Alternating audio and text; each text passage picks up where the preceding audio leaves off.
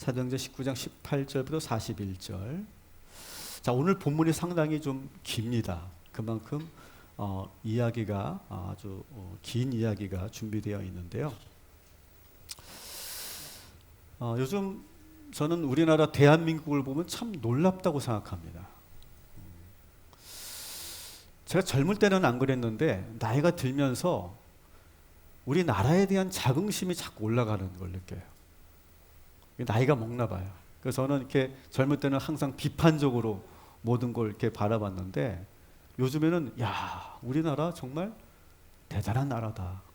그런 생각을 계속 하게 됩니다. 이걸 요즘 속된 말로 국뽕이라고 하더라고요. 국뽕.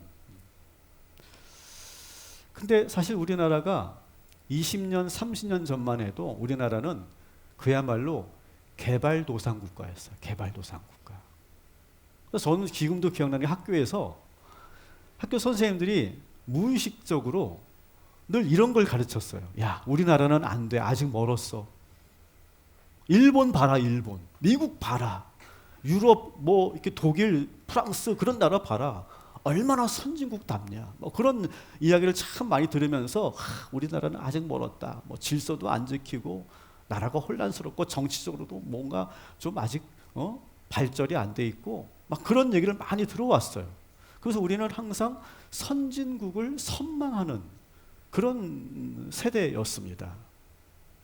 뭐 일본의 그런 경제 부흥과 경제 발전과 일본의 문화 그런 걸 참 이렇게 부러워했죠. 뭐 독일과 프랑스 같은 경우는 그 선진국 국가들이 갖고 있는 그 민주주의 시스템이라든지 또 교육 시스템, 특별히 저는 이 프랑스 교육 시스템을 참 부러워했던 것 같아요. 야, 나도 프랑스 같은 곳에서 공부하면 참 좋겠다. 거기는 뭐 대학을 서열로 만들지 않고 파리 1대학, 2대학, 3대학 해가지고 수평화하는 그런 제도들, 그런 것들 참 좋은 것 같다. 그런 생각도 했었고, 또 북유럽의 어떤 그런 사회복지 그 정책 같은 것들 참 부러웠죠. 무엇보다도 우리나라 사람들이 제일 좋아했던 나라가 어디입니까? 미국. 참 미국이라는 나라 말도 참 기가 막힌 이름이죠. 아름다운 나라라는 뜻이에요. 이 세상에서 그러니까 우리나라 사람들이 보기에 이 세상에서 가장 아름다운 나라는 어디야? 미국. 미국을 참 우리는 좋아했던 것 같아요. 우리나라를 전쟁으로부터 빈곤으로부터 탈출시켜준 그런 은혜의 나라. 그러니까 우리는 항상 이렇게 선진국을 선망하며 부러워하며 살아왔어요. 요즘 세대는 좀 다른 것 같은데 적어도 저희 세대까지는 그랬던 것 같아요. 근데 지금 우리나라는 지금 어떻습니까? 현재 세계 문화의 중심이 되었어요. 젊은이들뿐만 아니라 전 세계 젊은이들뿐만 아니라 많은 사람들이 한국 드라마에 열광하고 K-팝을 듣고 한국 음식을 좋아하고 그리고 한국어를 막 배우고 있어요. 특별히 이 음식을 그 나라의 음식을 먹는다는 것은 그만큼 그 나라의 문화와 친밀해졌다는 거거든요. 음식을 가까이 한다는 건. 저는 가끔 이렇게 그 유튜브 그 알고리즘에 뜨는 것 중에 하나가 외국인들이 어느 허름한 돼지국밥집에 가가지고 그 돼지국밥을 막 너무 맛있게 먹는 그 장면이 너무 낯선 거예요. 우리야 맛있지. 옛날에는 그 서양 사람들이 외국 사람들이 그거 보면서 막 냄새 난다고 막 그렇게 손사래를 치던 그런 음식들인데 막 김치를 자기들이 젓가락질을 배워가면서 막 그거를 막 너무 맛있다고 그러고 김밥을 맛있다고 먹고 참 적응이 안 되는 그런 시대를 우리가 살고 있어요. 뭐 불닭볶음면 그게 아주 뭐 전 세계에 불티나게 팔려나가고 있잖아요. 근데 여러분 흥미로운 것은 우리나라의 이 K문화가 세계의 중심이 된 것은 뭐 군대를 보낸 것도 아니고 뭐 정치적인 힘을 사용한 것도 아니에요. 억지로 막 강요한 것도 아니에요. 처음에는 우리나라의 문화가 미미했어요. 아무도 몰랐어요. 우리나라의 그런 문화에 대해서. 특별히 막 김치 같은 거 막 가지고 오면 막 서양 사람들은 막 코를 틀어막고 이거 무슨 냄새냐고 그러고 막 우리들에게서 막 마늘 냄새 난다고 막 그랬던 그런 사람들이 어느 순간 서서히 변해서 자기들이 그 우리나라의 문화와 음식을 좋아하게 됐어요. 근데 그 기간이 아주 오랜 시간이 걸렸죠. 천천히.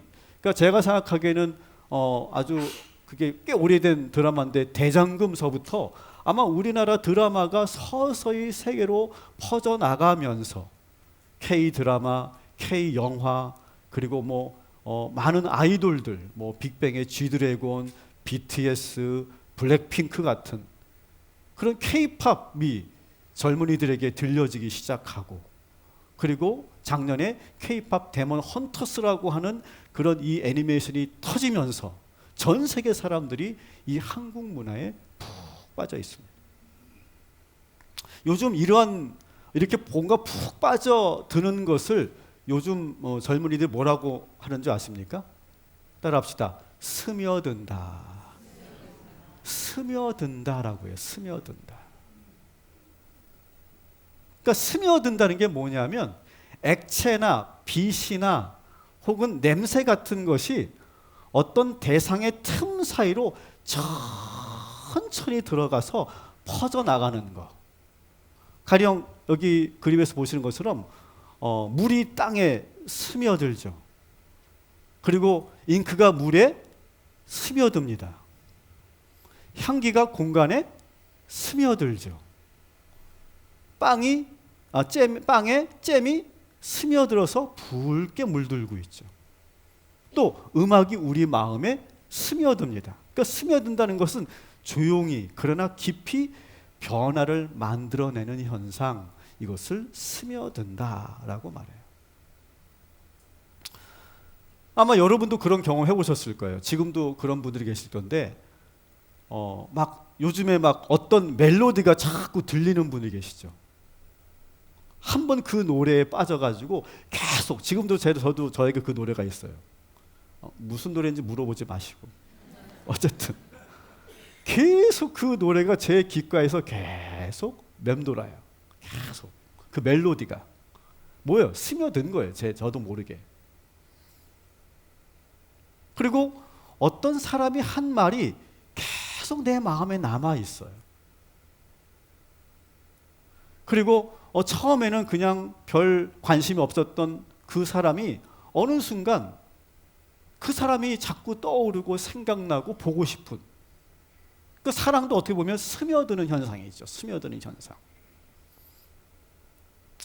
사도 바울이 3년 동안 이 에베소에 머물면서 도시 전체가 서서히 복음으로 스며드는 이야기가 이 사도행전 19장의 말씀이에요.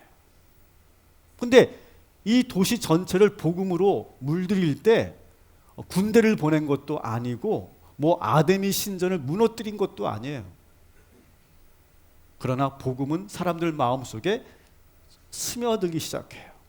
오늘 말씀은 바로 그렇게 이 에베소라는 도시에 복음이 스며들고 있는 그 과정 중에 일어났던 이야기 중에 하나입니다.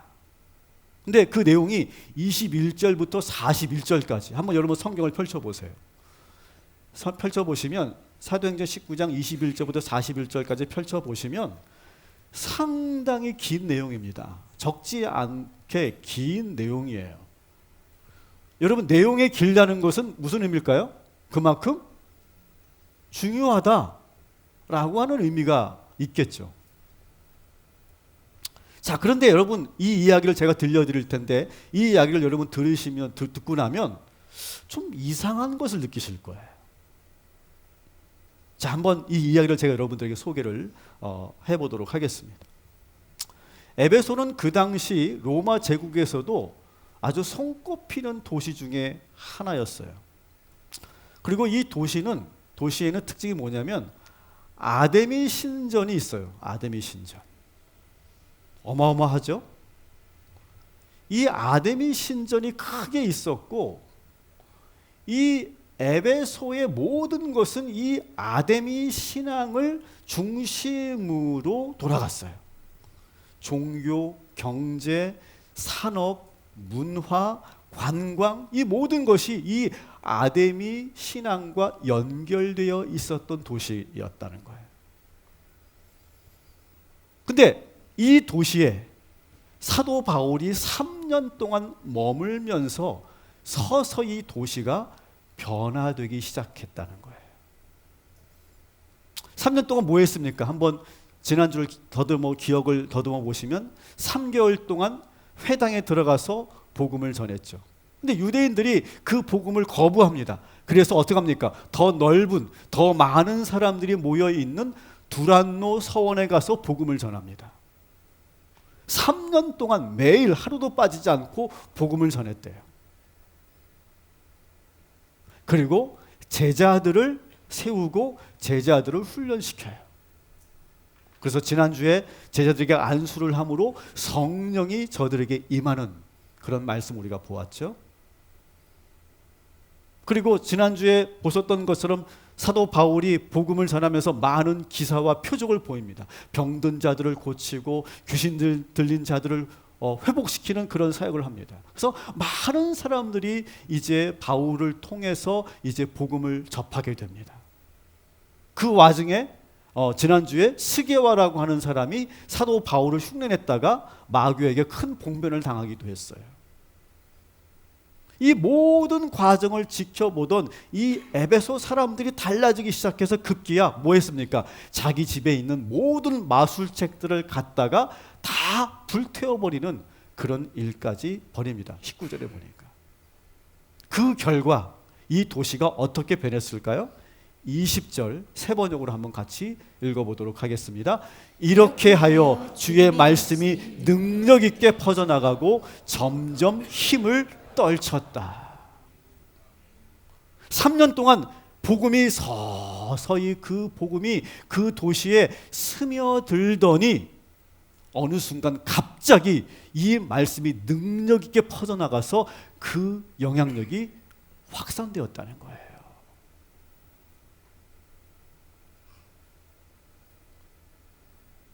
사람들이 변한 거예요. 여러분, 복음은 마치 물과 같아요. 저는 저의 목회를 저는 그렇게 오늘 이 말씀을 제가 준비하면서 저는 저의 목회를 그렇게 저는 생각합니다. 한번 따라합시다. 스며드는 목회. 저는 여러분을 강요하지 않아요.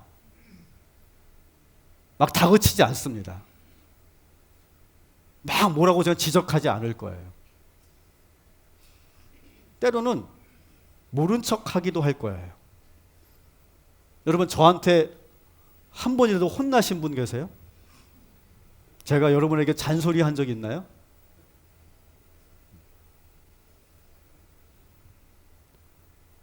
저는 여러분들에게 스며드는 목회를 하는 게 제 목회 철학입니다.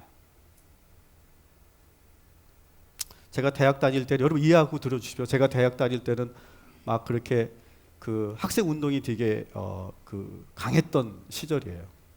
그래서 저희 학교도 한 달에 한 번 아마 시위를 했던 것 같아요. 한 달에 한 번은 꼭.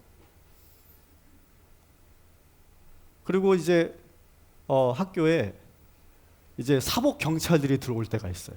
사복 경찰들이.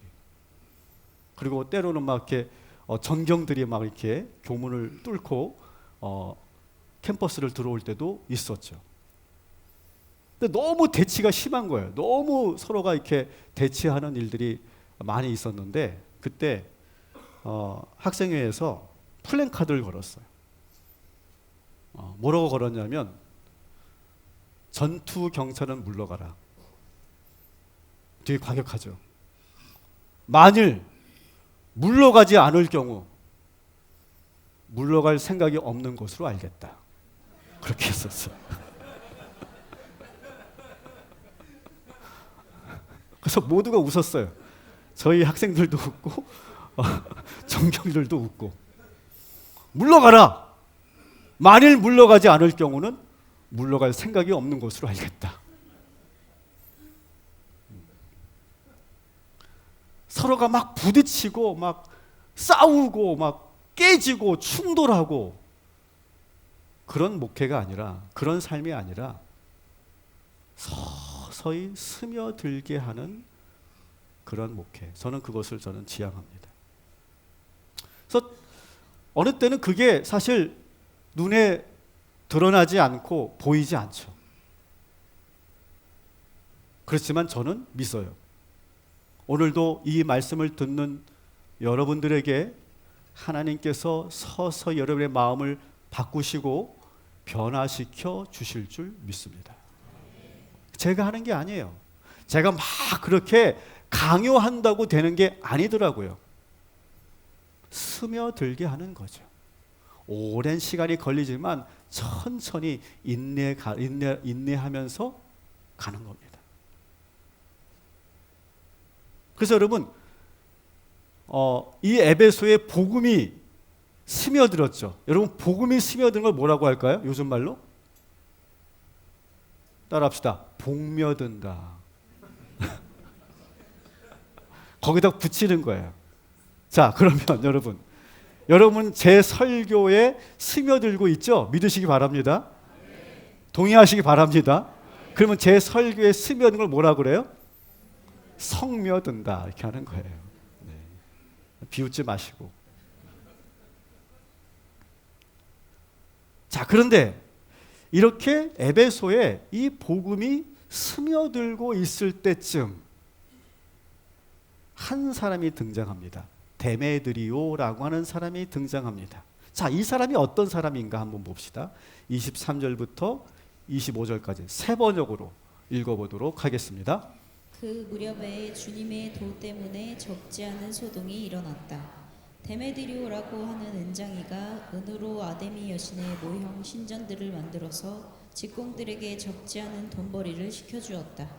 그가 직공들과 이런 일에 종사하는 사람들을 모아놓고 말하였다. 아멘. 이 데메드리오는 어떤 사람이냐 하면 아데미 신상을 만들어서 파는 사람이에요. 여러분 성경에서는 은장색이라고 되어 있고요. 다시 말하면 은세공업자인데 특별히 아데미 신상을 만들어 파는 사람이에요. 근데 여러분, 종교 아이템을 가지고 여러분 사업을 하면 돈 잘 벌립니다. 아마 이 신상을 이렇게 내놓으면 부르는 게 값이었을 거예요. 이렇게 여러분 그 점 치는 분이나 이렇게 스님들은 뭘 쓰시죠? 부적을 씁니다. 근데 나는 이해를 알 수 없는 게 부적 한 장에 막 100만 원, 500만 원, 1000만 원 막 그래요. 몇 천만 원도 갑니다. 야, 나도 저랬으면 돈 많이 벌었을 텐데. 딱 1초 생각해 봤어요. 그러니까 종교와 관련된 장사를 하면요, 사람들이 그걸 안 살 수가 없어요. 뭐 아데미 신상 요만한 거 딱 주면서 이거 500만 원? 그러면 사야 돼요. 그거 안 사면 괜히 부정 탈 것 같고 괜히 신이 노여워할 것 같고 내 기도를 안 들어줄 것 같은 그런 두려움이 있으니까 다 삽니다. 그러니까 막대한 그러한 돈을 벌어들입니다. 얼마나 이게 장사가 잘 됐는지 많은 직공들을 고용해서 아주 큰 사업을 하고 있는 그런 사람이 바로 데메드리오예요. 그런데 지금 이 사도 바울이 오면서부터 이 도시 사람들이, 에베소 사람들이 뭔가 달라지기 시작한 걸 느낀 거예요. 막 마술책을 갖다가 불을 태우지를 않나? 마술책만 불태웠을까요? 자기 집 곳곳에 있었던 그 신상들을 다 끄집어내가지고 다 불태워버리는 거예요. 그리고 더 이상 아데미 신상 같은 거를 더 이상 사지 않아요. 그러니까 이 데메드리오 입장에서는, 그리고 이 세공업자들 같은 그런 일을 하고 있는 사람들의 입장에서는 이 현상이 달갑지가 않아요. 그리고 심각한 그런 생계의 타격을 받고 있는 거예요. 그래서 이 데메드리오가 어떻게 했냐면 같은 업종에 있는 모든 사람들을 다 불러 모읍니다. 그래서 일종의 시위를 벌이고 있어요. 그래서 25절부터 27절이 바로 이 데메드리오가 이제 시위를 벌이면서 했던 내용입니다. 이렇게 말합니다. 데메드리오가 여러분도 아시는 것처럼 우리는 이 사업으로 잘 살고 있었습니다. 근데 여러분이 익히도록 잘 알고 있는 저 바울이라고 하는 사람이 이런 말을 에베소 사람들에게 전하고 있다고 합니다. 손으로 만든 신은 신이 아니다. 이 말을 듣고 많은 에베소 사람들이 거기에 동요되기 시작하고, 그리고 많은 사람이 넘어가면서 더 이상 우리의 신상을 사지 않습니다. 기독교 때문에 전통적으로 우리가 해왔던 이 산업이 지금 위기에 처했습니다. 그리고 우리 아데미 여신의 위신이 땅에 떨어졌습니다 라고 막 열변을 토하고 있어요. 근데 그렇게 시위를 자기들끼리 하고 있는데, 그 시위를 지켜보던 이 에베소 사람들이 그 데메드리오의 말에 같이 동요하기 시작해요. 자, 28절부터 29절 같이 또 읽겠습니다. 거기에 서 있는 사람들이 이 말을 듣고 격분해서 에베소 사람의 아데미 여신은 위대하다 하고 소리를 질렀다. 그래서 온 도시는 큰 혼란에 빠졌고 군중이 바울의 동행자들인 마케도니아 사람 가이오와 아리스다고를 붙잡아서 한꺼번에 극장으로 몰려들어갔다. 아멘. 이 데메드리오의 이 선동하는 연설을 듣고 다른 시민들도 같이 거기에 동조하게 합니다. 이 시위에. 그리고 그 사람들에게 경쟁심을 자극합니다. 여러분, 저 조그만 나라, 저 이스라엘이라고 하는 저 조그만 나라에서 믿는 신 예수가 더 위대합니까? 우리가 전통적으로 믿어왔던 아데미 신이 위대합니까? 라고 이렇게 외치니까 당연히 이 에베소 사람들이 흥분해가지고 우리 아데미님이 더 크신 분입니다. 우리 에베소의 신은 아데미입니다 라고 막 외치면서 사람들이 모여들기 시작해요. 그리고 그러더니 그 사람들이 점점 많아지더니 극장에 모였다 이렇게 돼 있어요. 실제로 여러분 에베소에 가면 대형 원형 극장이 지금도 흔적이 남아 있는데, 그 고대 시대의 이 건축물로서는 어마어마한 그러한 규모를 자랑하고 있어요.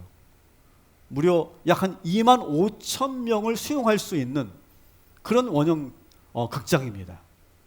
저도 터키 성지순례 때 여기를 한번 간 적이 있었는데, 이 중앙에서 이렇게 이야기를 하면 이렇게 울림이 있어가지고 저 끝에까지 마이크가 없어도 소리가 들리는 그런 건축 구조를 가지고 있습니다.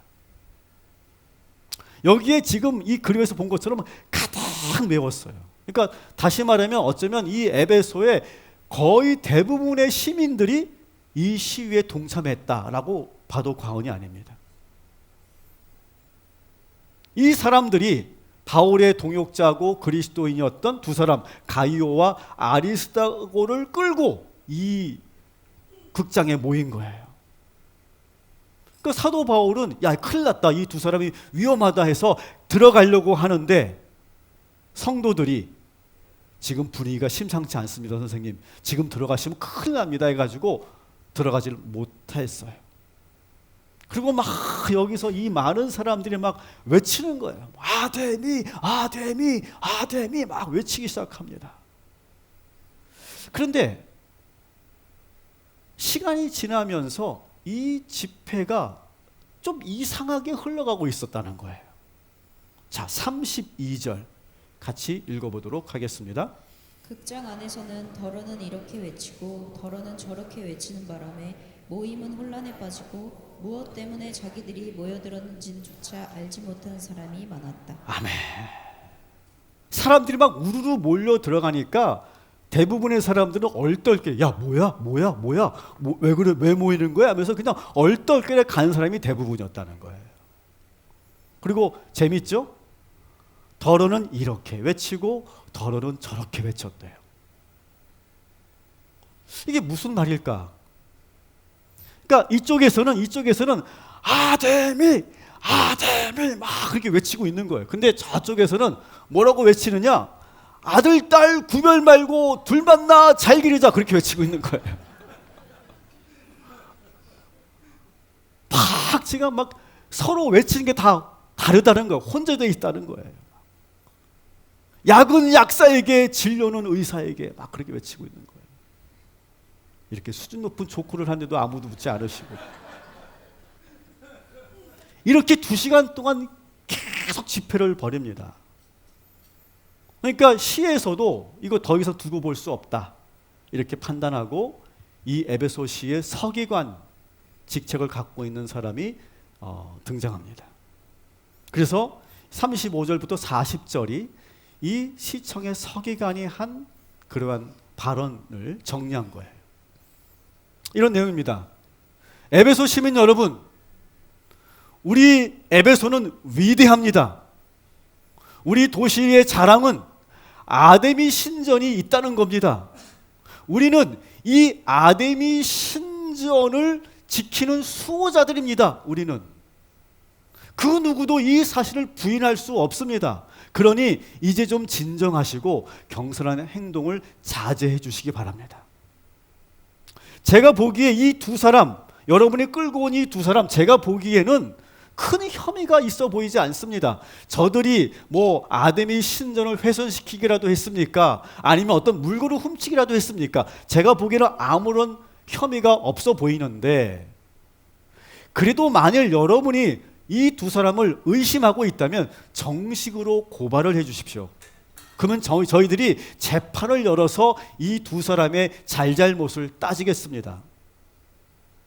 오늘처럼 이렇게 집회 신고도 하지 않고 절차를 무시하면 처벌받을 수 있습니다. 일단 우리 시의 입장은 이렇습니다. 이 집회를 인정하지 않겠습니다. 그러니 모두 돌아가 주십시오. 이렇게 강력하게 이 시청 서기관이 이렇게 이야기를 합니다. 자, 이 말을 들었던 이 많은 군중들이 어떻게 했을까요? 이 말을 들은 이 군중이 어떻게 했을까요? 다 집에 갔어요. 다 집에 갔어요. 그리고 이야기가 끝나요. 참 이상한 이야기예요. 되게 허무한 이야기예요, 사실은요. 분량은 되게 많은데, 그리고 막 이렇게 많은 사람들이 모였기 때문에 뭔가 큰 일이라도 일어날 것 같았는데, 그 서기관이 한 말에 그냥 다 뿔뿔이 흩어져 가버리고 오늘 이야기는 거기서 끝이에요. 오늘 말씀에는 사실 그 어떤 메시지도 없고 교훈도 없습니다. 당장이라도 무슨 큰일이 일어날 것처럼 그렇게 수만 명이 모였지만 일순간에 모두 흩어져 버린 이야기예요. 끌려간 성도들이 뭐 그렇다고 뭐 처벌을 받은 것도 아니야. 핍박을 받은 것도 아니야. 그렇다고 뭐 데메드리오가 이렇게 선동했기 때문에 하나님께서 심판을 하셨다. 그런 내용도 없어요, 여기는. 순식간에 풍선이 크게 불어났다가 바람이 훅 하고 빠져버린 것 같은 너무나 허무한 이야기가 오늘의 내용입니다. 이 이야기는 어떤 권선징악도 없어요. 뭐 착한 사람이 잘 되고 악한 사람이 못 된다, 그런 잘못 산다, 그런 권선징악도 없어요. 우리가 알고 있는 어떤 그 흔한 어떤 그런 신앙적인 스토리도 없어요. 오늘 이야기는 너무 허무한 이야기예요. 자, 이런 시점에서 한번 여러분에게 한번 질문해 볼게요. 어쨌든 이 해프닝, 이 사건을 통해서 가장 많은 수혜를 입은 사람은 누굴까요? 가장 많은 이익을 본 사람은 누굴까요?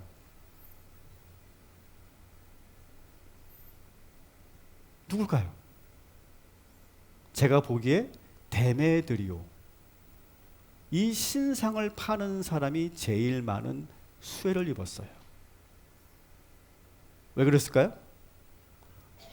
다시 이 에베소 사람들이 뭘 외쳤어요? 아데미, 아데미를 외치면서 우리의 신은 아데미 신이다 라고 하면서 아마 이 사람들이 흩어지면서 마구 주문했을 거예요. 여기도 하나 주시오, 저기도 하나 주시오, 나도 하나 사가야지 하면서 많은 사람들이 가면서 그 신상을 막 사갔을 거예요. 엄청나게 거기서 이익을 봤을 거예요. 어떻게 보면 가장 수혜를 입은 사람은 데메드리오밖에 없어요. 그리고 더 이상의 어떤 여기에는 결론이 없는 이야기입니다. 자, 그런데 따라합시다.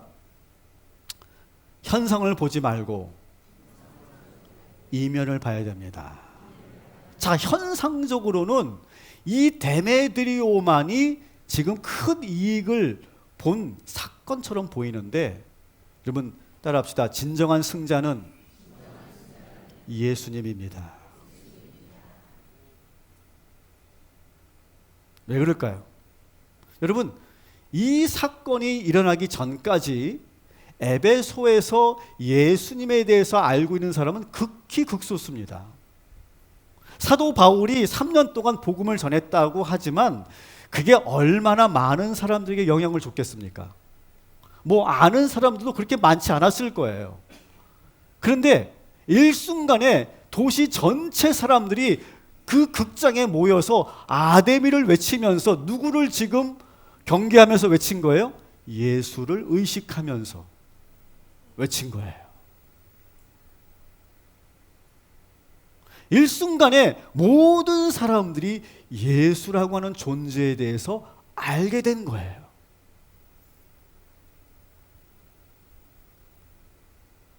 더 놀라운 사실은, 여러분 오늘날에도 여러분 이 터키에 가면 이 아데미 신전이 있습니다. 근데 어떻게 된지 아세요? 기둥 하나 남아 있어요. 흔적도 없이 사라졌어요. 그 당시에는 이 아데미 신전이 어마어마했고 데메드리오가 엄청난 그러한 돈을 벌었겠지만 결국 결론은 어떻게 됐습니까? 기둥 하나만 남아있는 그런 신전이 되고 말았어요. 반면에 어떻게 됩니까? 우리 복음은, 우리 기독교의 복음은 전 세계에 퍼졌고 전 세계에 교회가 세워진 줄 믿습니다. 이 사건으로 인해서 사도 바울은 또 하나의 좋은 일이 생깁니다. 에베소 관원들이, 에베소 공무원들이 이 바울과 아주 밀접한 관계를 맺게 됩니다. 자, 31절 같이 한번 읽어보도록 하겠습니다. 또 아시아 관리 중에 바울의 친구된 어떤 이들이 그에게 통지하여 연극장에 들어가지 말라 군하더라. 아멘. 그 공무원들이, 그 관료들이 바울을 진심으로 걱정합니다. 선생님, 지금 이 극장으로 들어가시면 안 됩니다. 저희들이 보호해 드릴 테니까 들어가지 마십시오 하면서 아주 밀접한 관계를 맺게 돼요. 그 공직자들하고. 그리고 여러분, 그 서기장의 그 연설을 보십시오. 그 연설을 통해서 기독교인들이 아무 죄가 없다는 사실을 공식화한 연설이에요. 그게. 여러분, 결국 누가 승리하였습니까? 교회가 승리한 줄 믿습니다. 교회가 힘으로 이긴 게 아니에요. 무력으로 사용해서 이긴 게 아닙니다. 복음이 스며들면서 결과적으로 눈으로는 데메드리오가 큰 이익을 본 것 같지만 결국 교회가 승리했고 궁극적으로 예수님이 이기신 줄 믿습니다. 오늘 이야기는 동화 같은 권선징악도 없고 누구나 예측할 수 있는 뻔한 이야기도 없어요. 오늘 이야기는 결말도 없습니다. 너무 허무하게 이 이야기가 종결됐어요. 그런데 이것은 바로 우리들의 인생과 너무 닮아 있어요. 여러분, 동화는 결말이 있어요. 끝이 있어요. 소설도 그렇고. 여러분, 동화에서 왕자님하고 공주님하고 결혼했대요. 행복하게 잘 살았대요. 그게 결말이에요. 근데 여러분, 결혼하면 정말 행복해요? 정말 행복해요? 그것을 여러분 인생의 모든 결말이 끝나요? 그 뒤에 더 많은 이야기가 있습니다. 더 많은 과정이 있어요. 그게 우리들의 인생입니다. 오늘 이야기도 결말이 없다는 게 우리의 인생과 너무 닮아 있어요. 따라합시다. 우리의 인생은 계속해서 진행 중입니다. 물론 중간중간 당장은 내가 그때 이익을 본 것 같고 그때 나보다 믿지 않은 사람들이 더 잘 나가는 것 같고 여러분 승리하는 것 같지만 여러분 거기서 인생이 끝나지 않아요. 우리 교회도 삼성 다니시는 분들이 참 많으신데 참 부러워요. 참 나도 공부 열심히 해서 하이닉스나 삼성 반도체 들어갔으면 얼마나 좋았을까. 특별히 메모리 쪽으로 갔으면 얼마나 좋았을까. 우리 교회 비메모리에 계신 분들도 계시는데 여러분 그게 그 인생의 끝이 아니죠. 제가 뭐라고 하는 게 아닙니다. 지금은 우리가 잘 나가는 것 같고 지금은 우리가 승리한 것 같지만 우리가 인생을 조금 더 살다 보면 조금 더 가다 보면 새로운 역전이 있고 새로운 이야기가 시작되고 새로운 반전이 있게 되는 줄 믿습니다. 겉으로 보기에는 데메드리오가 승리한 것 같지만 결국 이긴 분은 누구예요? 예수 그리스도. 저는 여러분의 인생도 그렇게 될 거라고 믿습니다. 지금 여러분이 왠지 다른 사람들보다 뒤처진 것 같고 내가 지금 실패한 것 같고 내가 지금 앞으로 나가지 못하는 것처럼 보이지만 여러분 이 순간을 잘 인내하고 견디고 나가면 어느 순간 급속도로 여러분의 인생이 새롭게 문이 열리게 될 줄 믿습니다. 그리고 여러분 지금 잘 되고 계시는 분들 너무 좋아하지 마시고 그 뒤에 있을 일들을 여러분 준비하시면서 겸손하게 살아가시기를 주님의 이름으로 축복합니다. 인생은 끝나야 끝나는 거예요. 우리 이야기는 끝나야 끝나는 겁니다. 완성되지 않았어요. 그런데 여러분 진정한 승자는 예수 믿고 복음을 믿는 사람들이 진정한 승자가 될 줄 믿습니다. 한번 따라 합시다. 나는 예수님에게 스며들었습니다. 저는 우리 기독교가 쓰는 용어들이 참 어렵잖아요. 뭐 거듭남, 구원, 원죄, 영생, 이런 말들이 참 어렵잖아요. 근데 저는 그런 어려운 말들을 좀 이렇게 쉽게 저는 좀 풀었으면 좋겠다라고 하는 게 제 생각이 저의 사명이라고 생각하는데 그 중에 하나가 우리가 예수님을 영접한다라고 하는 말이 있잖아요. 그죠? 영접한다. 참 우리가 많이 쓰는 말인데 사실 사회에서는 쓰지 않는 말입니다. 예수를 영접한다는 말. 근데 뭡니까? 예수를 영접한다는 게 예수님을 내 마음에 모시는 거죠. 그게 영접한다는 거예요. 근데 이것을 요즘 말로 말하면 뭘까요? 예수님이 내 마음에 스며드는 거예요. 다시 한번 따라 합시다. 나는 예수님에게 스며들었습니다. 예수님이 스며든 걸 뭐라고 한다고요?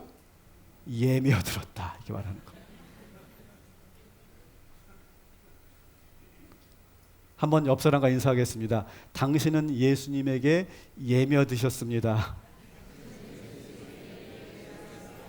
네.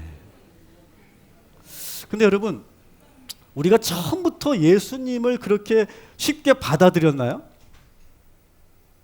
저는 모태신앙이고 장로 아들이고 어릴 때부터 교회에서 살았지만 제가 본격적으로 예수님을 영접하고 내가 진정으로 크리스찬이고 기독교인이다라고 생각하고 받아들인 건 그렇게 오래되지 않은 것 같아요. 그냥 형식적으로 교회를 다녔을 뿐이죠. 근데 어느 순간 정말로 예수님이 내 안에 들어오셔서 나의 주인이 되셨어요. 예며들었어요. 그래서 오늘 우리는 다 예며든 사람들이 이 자리에 모여 있어요. 저는 오늘도 우리가 이 예배를 드리면서 여러분의 마음속에 예수님이 더 스며들게 되기를 주님의 이름으로 축복합니다.